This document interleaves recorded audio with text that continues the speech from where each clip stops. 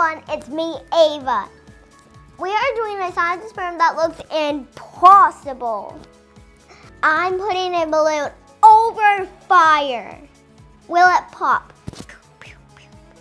So many balloons popping. Put your guess in the comments. Okay, everybody, I am making this very, very, very clear.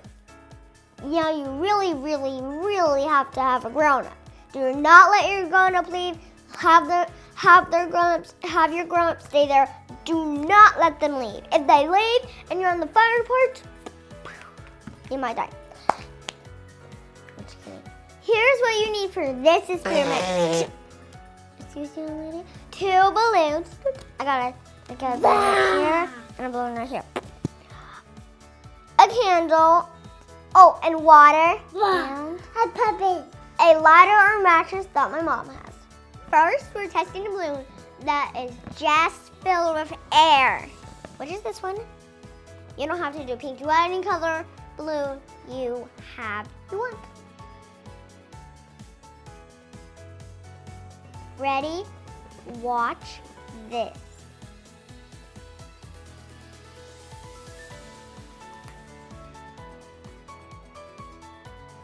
Oh my goodness, look how high that is.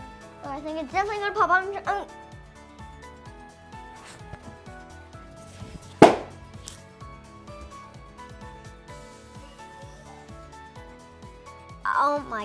Oh my goodness. That popped right away. Okay, now let's try something different. Oh, and ignore the smell after you burned it. Now this balloon has water in it, and it's the other balloon that I've been talking about, and it's purple. Be very careful with this balloon. If it pops, clean it up. Okay, so this balloon, the purple one that has water in it, and air, should pop too. If it does not, that means that the pink one has lost the challenge of surviving from the fire. But if the purple one pops,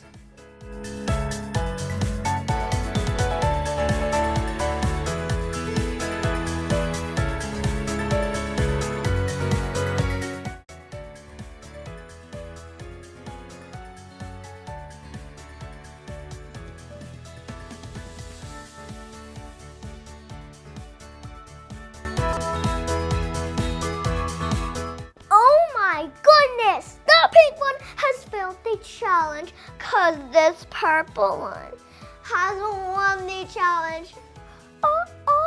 But here's why. Fire has heat energy.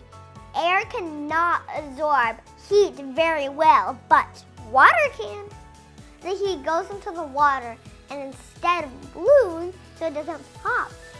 And this is called heat transport, and it's real physics. Isn't that so cool? Hit like, subscribe, and don't forget to watch the rest of my videos. And also, I have to see how yours turns out. So send me a video. Bye. And we'll see you on the next one.